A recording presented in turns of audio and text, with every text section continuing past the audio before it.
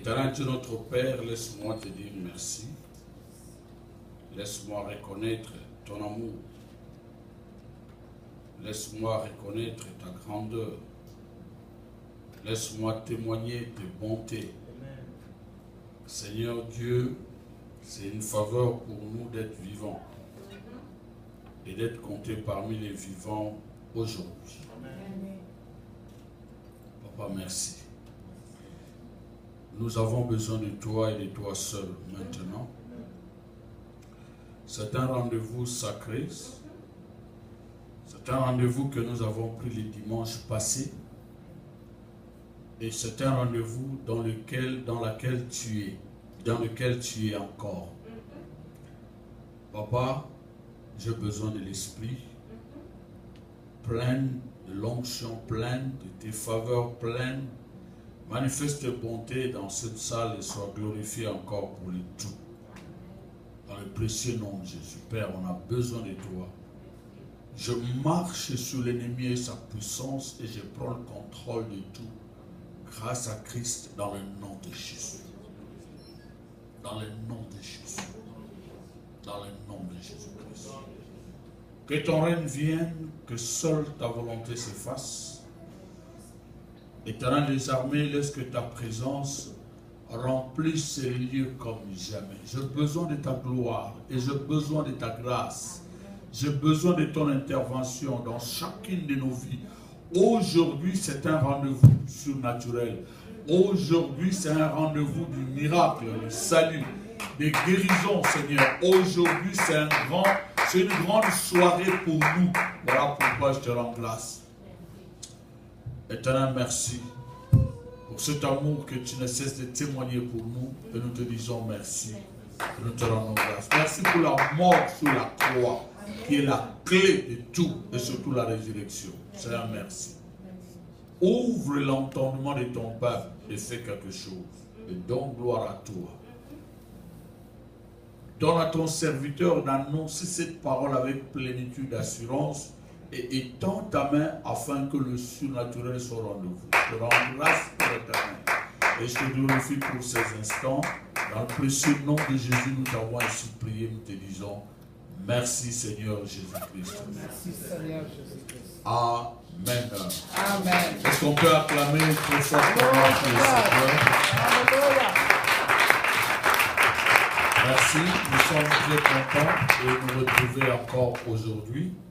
Veuillez vous asseoir. Nous sommes très contents de nous retrouver encore ce soir. We are so happy to see you again this evening. Merci pour le sacrifice que vous avez fait d'être là déjà. Thanks for the sacrifice to be here. Et nous croyons que le Seigneur est au rendez-vous. And we believe that God is there in the appointment. Yeah. Nous avons 2 jours de réveil puissamment spirituel. We have 2 powerful days of spiritual revival. Il y a 2 choses qui vont se faire. 2 things will happen. L'église ne restera jamais plus la même. The church will never remain the same. Et chacun de nous ne restera jamais le même. And each of us will never remain the same. Voici pourquoi Dieu est au rendez-vous aujourd'hui à Charlotte. That's the reason why God is on time at Charlotte. Et je le bénis de tout mon cœur. And I bless him from the bottom of my heart. Je fais une confiance totale en ce Dieu, mes amis. I trust in the Lord. Et je crois que quelque chose va arriver d'ici là. And I know that something is going to happen from now and then. Que Dieu nous aide. May God help Et qu'il us. soit glorifié dans le nom de May Jésus. he be glorified in the name of Jesus. Nous avons un grand thème que nous allons développer. Une partie aujourd'hui, une partie demain. We have a big title we're going to talk about today and tomorrow. Y a-t-il quelque chose qui soit trop difficile à l'Éternel? Is there anything difficult to the Lord? C'est ça le grand thème que nous allons partager. That's our title. Y a-t-il quelque chose Is there something qui soit trop difficile à l'Éternel? that is very difficult for the Lord? Amen. Amen. Amen. Amen. J'ai besoin d'un amen très fort. I need somebody to say amen. Gloire à Dieu.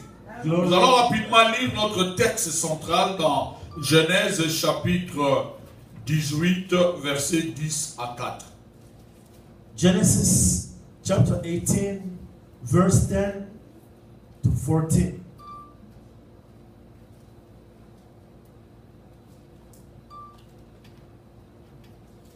Nous allons lire deux versions. La version Louis II et puis la version Darby. I will use two versions, Louis II and the version Darby. And my version is the New King James.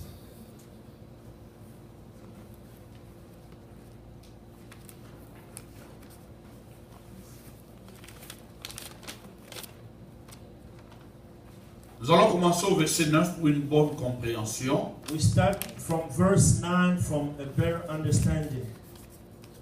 Alors il lui dit, où est Sarah ta femme? Il répondit, elle est là dans la tente.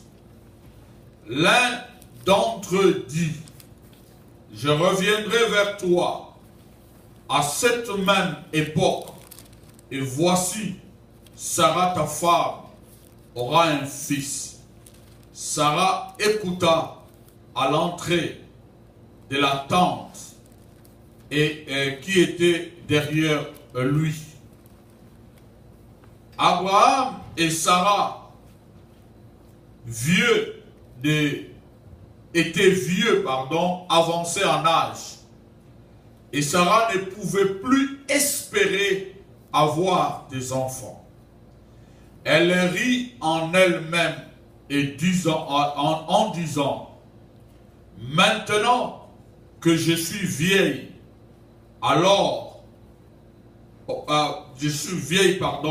aurais-je encore des désirs? Mon Seigneur est vieux. L'Éternel dit à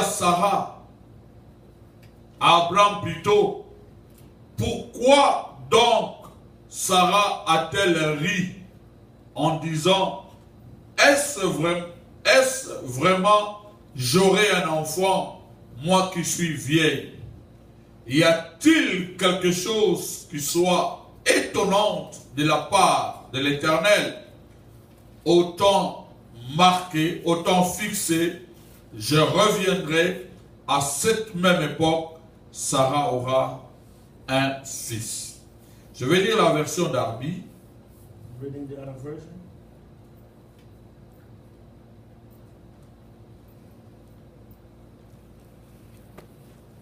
Il lui dit, où est Sarah ta femme? Il dit, voici dans la tente. Il dit, je reviendrai certainement vers toi quand son terme sera là, et voici, Sarah ta femme aura un fils. Et Sarah écoutait plutôt à l'entrée de la tente qui était derrière lui. Or, Abraham et Sarah étaient vieux, avancés en âge. Sarah avait cessé d'avoir ce qu'ont les femmes. Et Sarah rit en elle-même, disant, étant vieille, aurais-je du plaisir? Mon Seigneur aussi est âgé. Et l'Éternel dit à Abraham, pourquoi Sarah a-t-elle ri, disant, est-ce que vraiment j'aurai un enfant, moi qui suis vieille? Y a-t-il quelque chose qui soit trop difficile pour l'Éternel? Autant fixé, je reviendrai vers toi. Quand son terme sera là, Sarah aura un fils. Que le Saint dise Amen. Amen. J'ai lu les deux versions pour nous aider à comprendre le texte, du moins le contexte de cette pensée de Dieu dans ce livre de Genèse. I read these two different versions in in order for us to understand what was the thought of God about Sarah and Abraham. Parce que notre grand thème se trouve au verset 14. Because our main title is in verse 14. Dans la version Louis II, il est écrit: In the version called Louis II, the Bible y says, a-t-il quelque chose qui soit étonnante? is there anything astonishing to God? Mais j'ai aimé la version Darby. But I like the second version, Darby. Darby l'a interprété autrement. He put it in a different way. Il dit: y a-t-il quelque chose qui soit trop difficile pour l'Éternel? Trop difficile. Darby says, is anything too hard for the Lord? Je voulais bien qu'on comprenne l'ensemble de cette histoire qui est arrivée jusqu'à ce que Dieu dise ce qu'il venait de dire. I want you to understand what is the overall story. La Bible dit: lorsque Abraham a atteint 100 ans, The Bible says when Abraham was 100 years old, ça vous pouvez le trouver à partir du verset 1er, from the first verse of chapter 8. lorsqu'il a atteint 100 ans, When he was 100 years old, Dieu l'a appelé à sortir de son pays à 75 ans. God told him to leave his country when he was 75 years old. Dieu voulait faire d'Abraham un grand-père, le père de la foi. God wanted to make of Abraham the father of faith. Dieu n'était pas incapable de donner à Abraham un enfant dès le début de leur rencontre. God was not unable to give a child to Abraham since the time she married Sarah. Dieu pouvait bien le faire, God could do it. of mais course. Abraham avait une mission. But Abraham had a mission. Dieu voulait qu'Abraham arrive jusqu'au point de devenir le père de la foi. God wanted him to become the father of faith. C'est comme cela qu'Abraham a attendu une promesse longtemps. That's why Abraham had been expecting the promise for a very long time. Pendant qu'il attendait la promesse, So while he was expecting the Dieu le promise, regardait. God was looking Il at arrivait him. des fois qu'Abraham a même des remords dans son cœur. Sometimes Abraham had some kind of remorse in Il his se heart. posait la question si la promesse s'accomplirait. He was asking himself questions as to, is this promise going to be accomplished? Et une fois, Dieu lui a demandé de sortir à l'extérieur. So one day God told him to leave Il a dit: his house. regarde un peu les nuages et tout. God said, get out of your house. Et Look at the comptez-moi les sky. étoiles qui se trouvent là-bas. Can you count for me the numbers Abraham of the dit: je ne saurais stars? jamais le faire. Abraham said, I can't count Dieu the dit: ma stars. promesse, je l'accomplirai. God said, I will accomplish my promise. Tu auras des enfants. You will have children. Et ta postérité sera comme les étoiles. So your posterity will be like the stars in Mais the sky. la promesse ne s'accomplissait toujours pas. But the promise was not yet C'est ça le fulfilled. problème qu'avait Abraham. That was Abraham's problem. Dieu lui a dit clairement: God clearly told him, tu auras un fils, you're going to have a son. tu auras une postérité. You're going to have a posterity. Mes amis, jusqu'à 100 ans, But my friend, up to when he was 100 years old, 25 ans, 25 years, la promesse n'arrivait toujours the pas. promise was still not accomplished. La Bible parle maintenant dans Genèse 18 ici. In Genesis 18, the Bible then says, Un jour, Abraham est assis à l'extérieur de sa tente, sa femme était à l'intérieur. one day Abraham was in the tent and his wife Sarah was outside. Et il y avait 3 personnes qui passaient. There were 3 people passing by. 3 personnes There were 3. qui avaient la forme humaine. They were like human beings, En like I and réalité, you. ce n'étaient pas les humains. But in reality, they were not human. Abraham les a vus passer. Abraham saw them passing Il a by. senti en lui quelque chose. He felt in him something. À sa 100e année, He was 100 years old at the time. il a accouru vers ces gens. He went to those people. Pensez à un homme de 100 ans courir. Imagine a grandfather, 100 years old, running. Et il dit: approchez dans ma tente. And he said to them, come into my tent. Les 3 approchèrent devant lui. The 3